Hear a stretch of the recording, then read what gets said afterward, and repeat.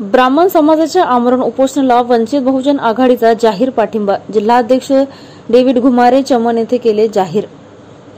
ब्राह्मण समाजाचे परशुराम आर्थिक विकास महामंडळ स्थापन करावे या मागणीसाठी 5 दिवसापासून जालना शहरातील गांधी चमन येथे ब्राह्मण समाजाचे नेते दीपक रणवरे हे आमरण उपोषणाला बसले आहे।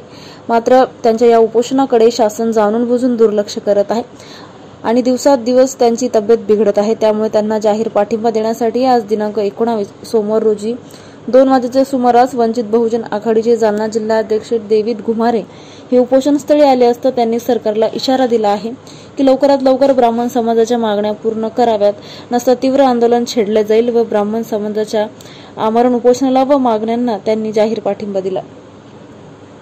ब्राह्मण समाजाला महामंडळ मिळावं यासाठी आमचे दीपकजी नन्नवरे साहेब हे उपोषणाला बसलेले आहेत आणि त्यांची दखल आतापर्यंत जर शासन घेत नसेल तर ही अत्यंत निंदनीय गोष्ट या ठिकाणी घडत आहे।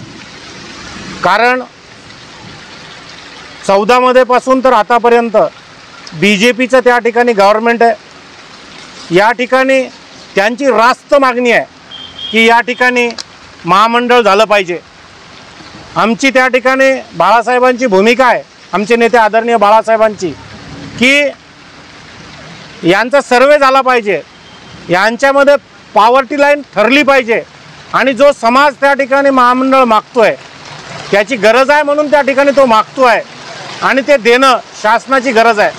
शासन या सर्व गोष्टींना त्या ठिकाणी बगल देत आहे, त्यांना सिरियस घेत नाही आणि आजपर्यंत या उपोषणाकडे कुठल्याही राजकीय नेत्याने या ठिकाणी दुखून पाहिलं नाही।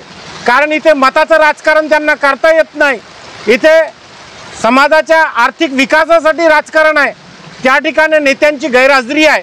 म्हणून माझी इथल्या शासनाला विनंती आहे की आपण ताबडतोब या ठिकाणी ब्राह्मण समाजाच्या संदर्भातल्या आर्थिक महामंडळासाठी सर्वे सुरू करावा आणि ताबडतोब त्या ठिकाणी महामंडळ अस्तित्वात आणावं ही वंचित बहुजन आघाडी जालना जिल्ह्याच्या वतीने आम्ही त्या ठिकाणी मागणी करतो।